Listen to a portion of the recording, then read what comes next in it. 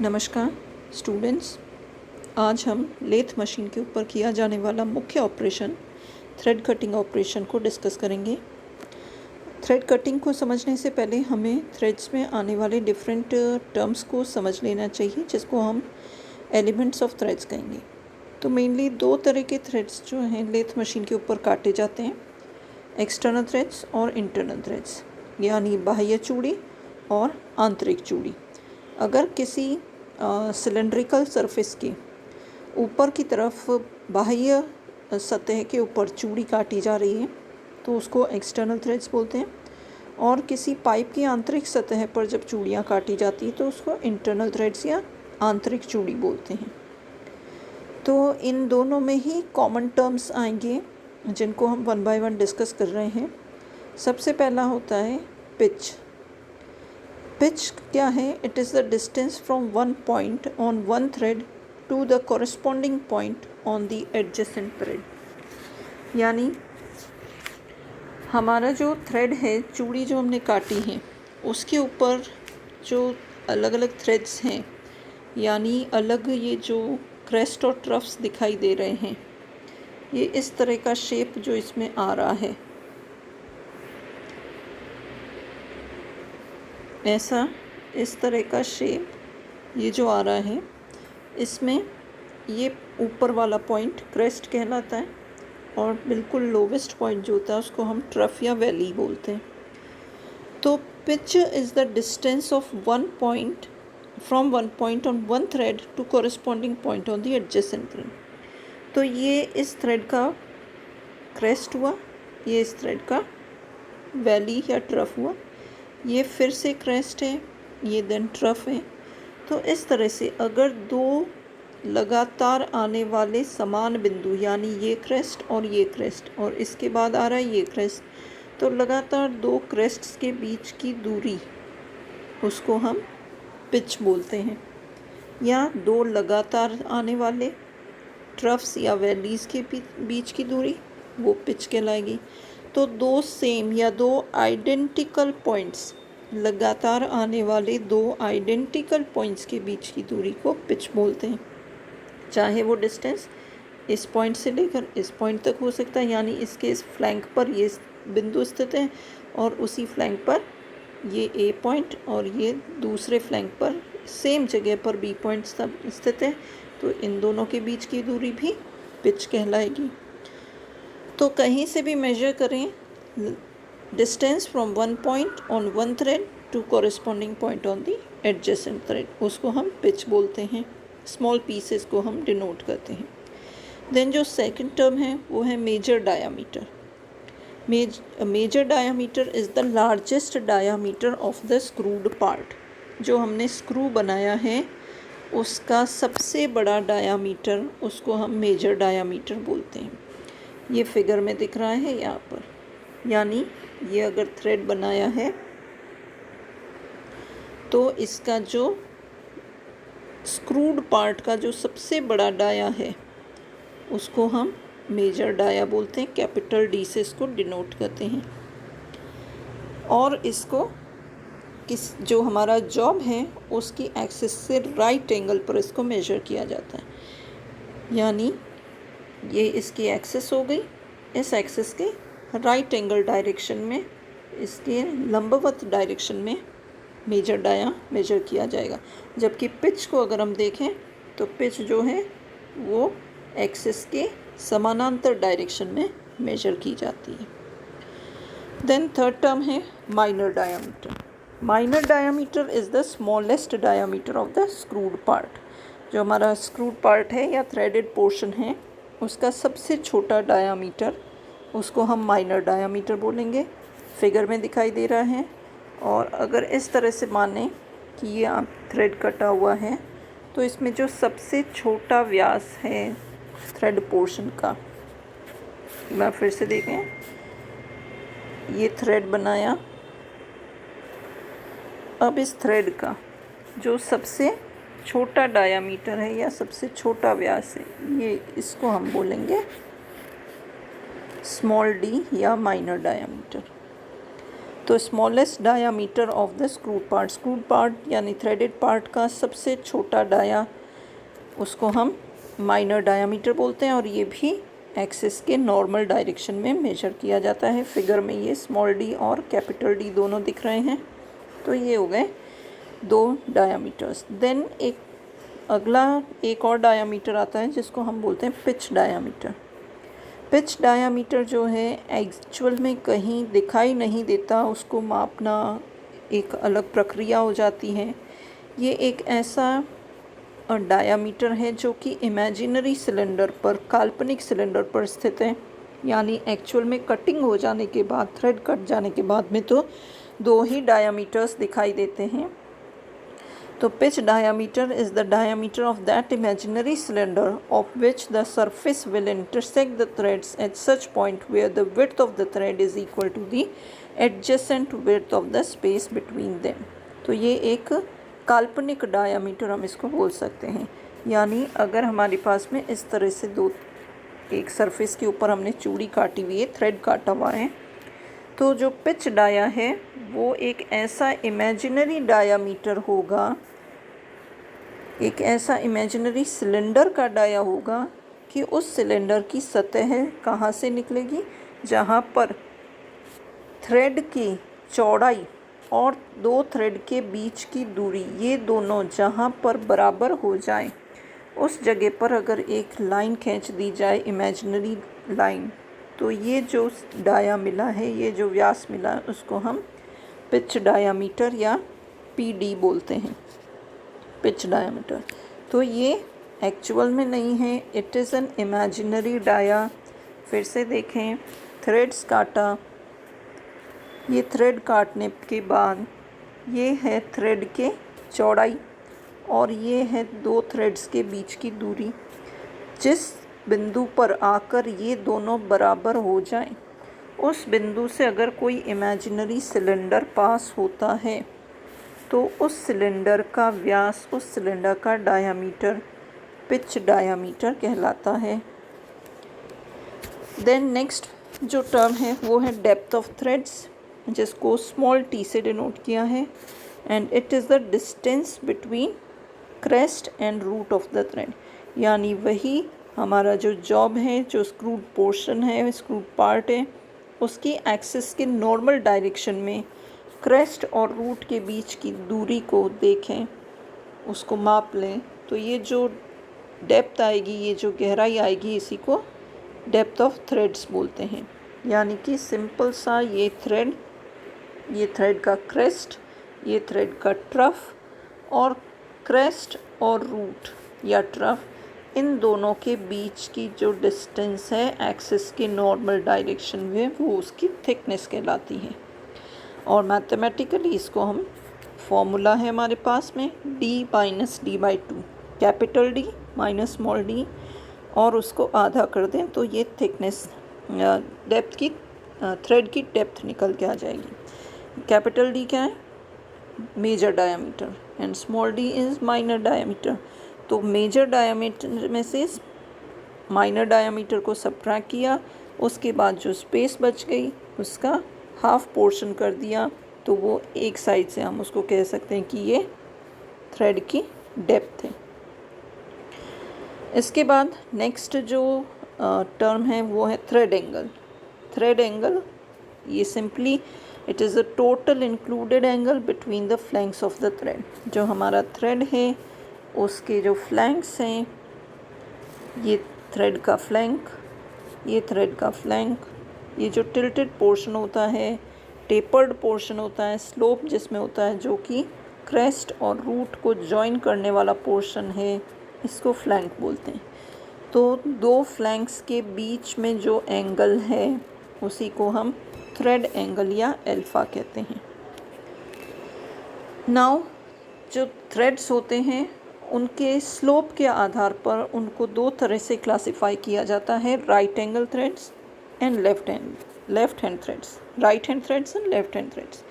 तो जब भी हम किसी स्क्रूड पार्ट को देखते हैं या थ्रेडेड पार्ट को देखते हैं, उसको इस तरह से रखा जाए कि जो थ्रेड्स हैं वो उसकी एक्सिस से नॉर्मल डायरेक्शन में रहे।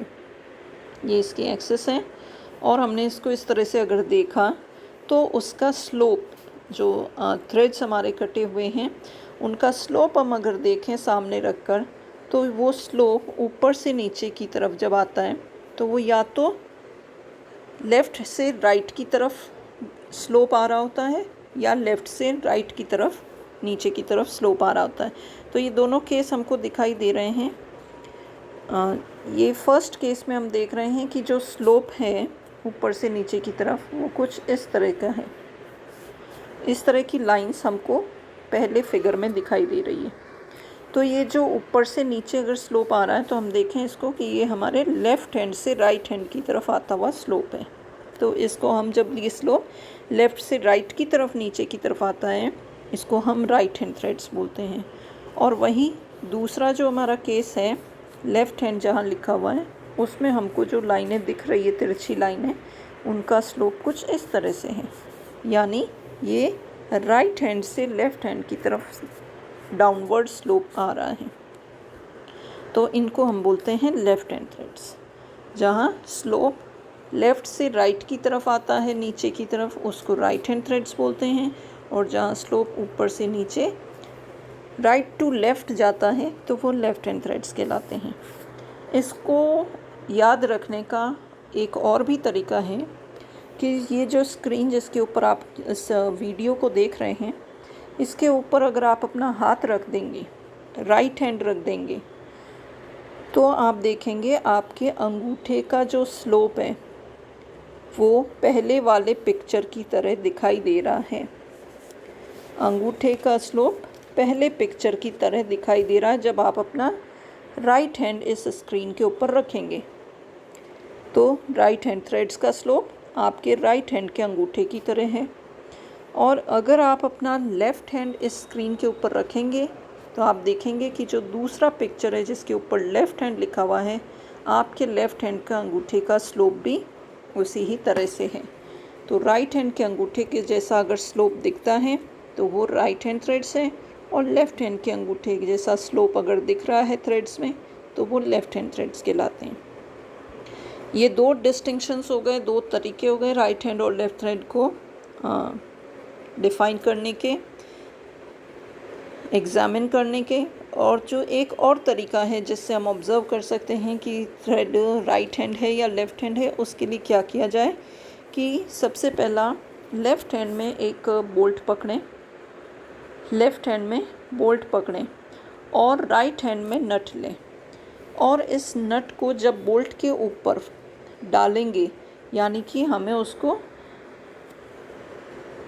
मूव करना है, और अगर मूव करने पर वो उसमें अंदर जाना शुरू कर देता है यानी उसकी फिटिंग होने लग जाती है, तो जिस डायरेक्शन में आप घुमा रहे हैं उसको फिट करने के लिए अगर वो डायरेक्शन क्लॉकवाइज डायरेक्शन है तो हम कहेंगे कि जो बोल्ट है उसका थ्रेड राइट हैंडेड थ्रेड है। अगर आपको काउंटर क्लॉकवाइज डायरेक्शन या एंटी क्लॉकवाइज डायरेक्शन घुमाने पर नट जो है बोल्ट के अंदर घुसता है, प्रवेश करता है, उसमें उसकी फिटिंग होती है, तो हम कहेंगे कि ये बोल्ट पर थ्रेड्स लेफ़्ट हैंड थ्रेड्स कटे हुए हैं। यानी सिंपली क्या किया, एक हाथ में बोल्ट लिया, लेफ़्ट हैंड में बोल्ट लिया, राइट हैंड में नट लिया, और नट को उसके ऊपर लगाना है। और लगाने के लिए अगर हम नट को क्लॉकवाइज डायरेक्शन में घुमा रहे हैं तो बोल्ट पे राइट हैंड थ्रेड्स हैं, और अगर उसको उस पर फिट करने के लिए हमें नट को एंटी क्लॉकवाइज डायरेक्शन में घुमाना पड़ रहा है तो बोल्ट के ऊपर लेफ़्ट हैंड थ्रेड्स हैं। तो अगर हम अभी इमेजिन भी करें इस चीज़ को, या हमने बहुत जगह पर बोल्ट के ऊपर नट लगाया है, तो हमारे एक्सपीरियंस से भी हमको पता है कि अधिकतर जब हम क्लॉकवाइज डायरेक्शन में नट को घुमाते हैं तो नट जो है बोल्ट के अंदर जाता है।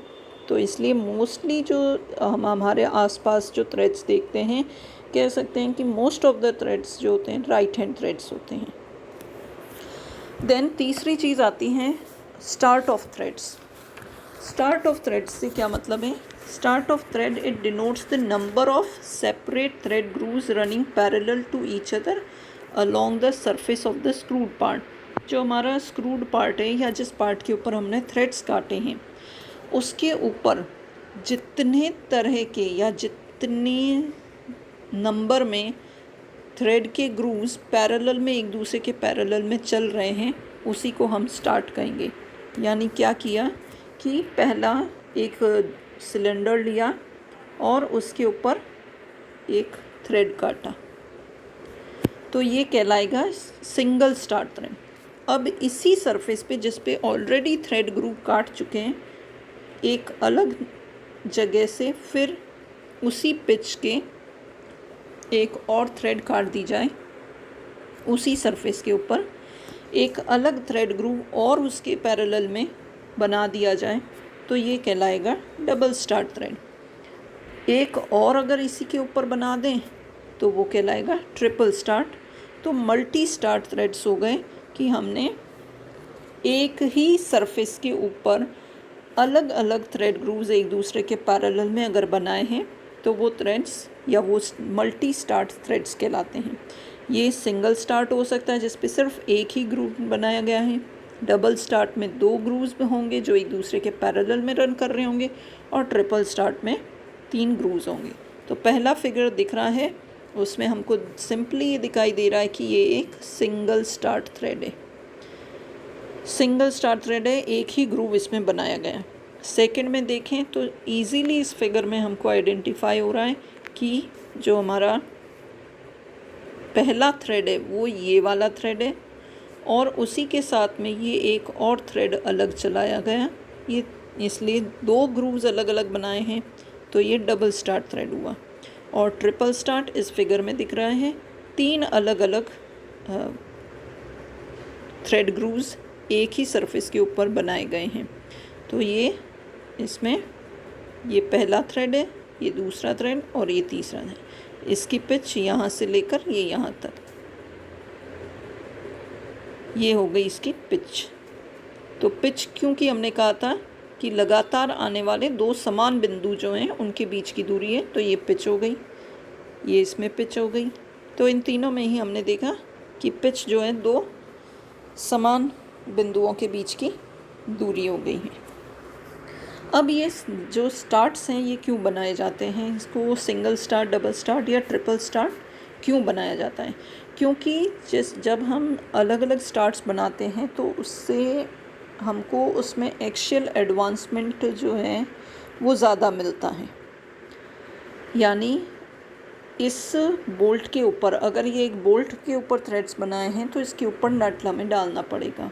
अब जब नट इसके ऊपर डाला जाएगा तो नट अपने एक रोटेशन में इसके ऊपर कितना एक्सियल मूवमेंट करेगा वो उसकी लीड कहलाता है। लीड क्या हुआ?